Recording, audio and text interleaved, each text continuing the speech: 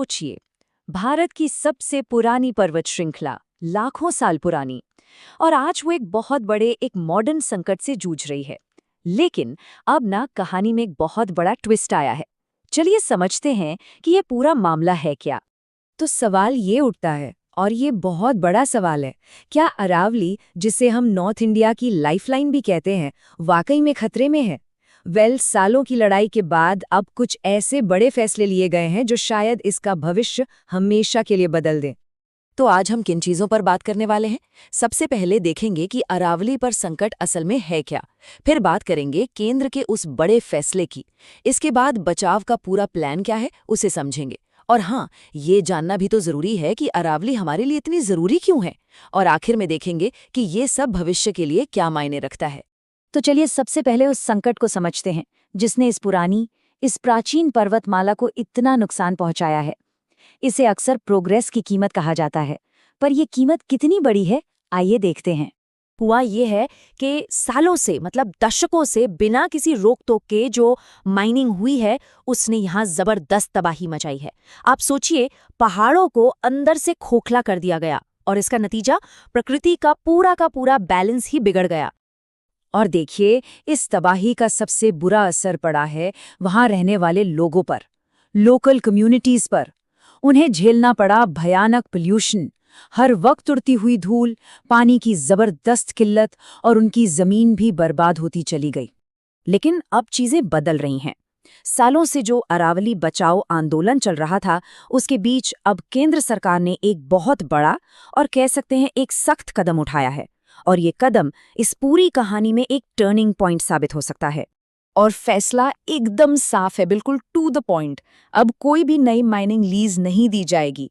जी हाँ, union ministry of environment, forest and climate change ने यह बिल्कुल क्लियर कर दिया है कि पूरी अरावली रेंज में अब कोई नई माइनिंग लीज अप्रूव नहीं होगी।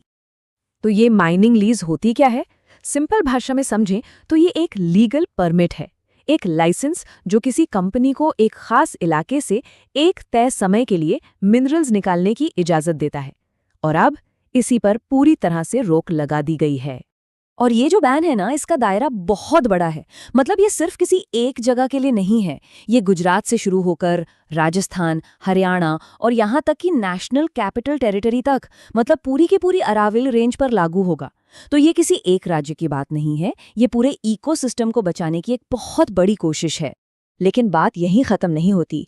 ये सिर्फ एक बैन लगाकर रुकने वाली बात नहीं है। सरकार ने इसके साथ एक पूरा रेस्क्यू प्लान भी तैयार किया है। तो चलिए अब जरा इस प्लान को भी समझ लेते हैं कि आखिर काम कैसे करेगा। तो ये जो प्लान है, ये बेसिकली 3 हिस्सों में बटा है। पहला स्टेप है साइंटिफिक क्राइटेरिया के बेस पर ऐसे और एरियाज को पहचानना जहां माइनिंग पर कंप्लीट बैन लगना चाहिए। दूसरा स्टेप, जो माइंस पहले से चल रही हैं उन पर बहुत सख्त कंट्रोल और मॉनिटरिंग रखना। और तीसरा और सबसे जरूरी स्टेप, पूरी रेंज के लिए एक comprehensive sustainable mining management plan बनाना।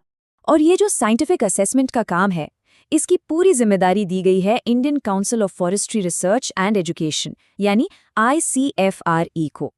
मतलब ये पक्का किया जाएगा कि सारे फैसले हवा में नहीं, बल्कि प्रॉपर फैक्ट्स और डेटा के आधार पर लिए जाएं।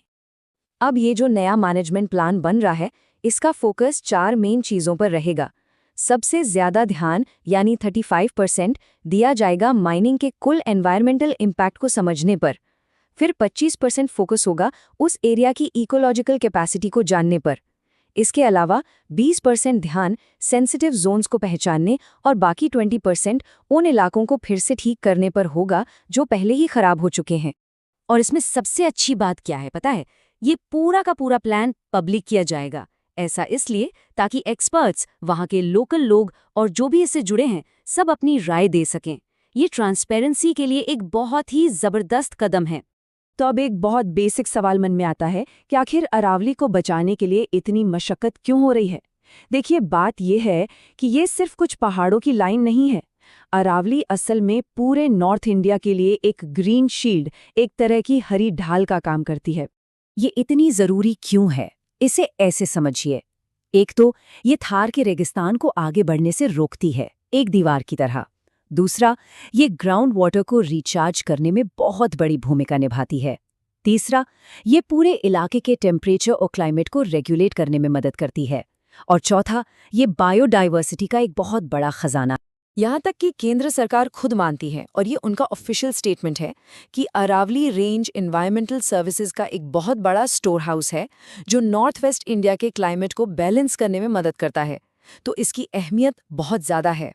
तो सब कुछ मिला के देखें तो ये फैसला सिर्फ एक पॉलिसी चेंज नहीं है, नहीं, ये कंजर्वेशन के लिए, पर्यावरण संरक्षण के लिए एक बहुत बड़ी जीत है और भविष्य की तरफ उठाया गया एक बहुत ही जरूरी कदम है। जाहिर है ये फैसला उन सभी एनवायरमेंटल एक्टिविस्ट के लिए एक बहुत बड़ी जीत है जो ना जाने कितने सालों से इसके लिए लड़ रहे थे, और साथ ही ये पॉलिसी मेकिंग में भी एक नए डायरेक्शन का इशारा करता है।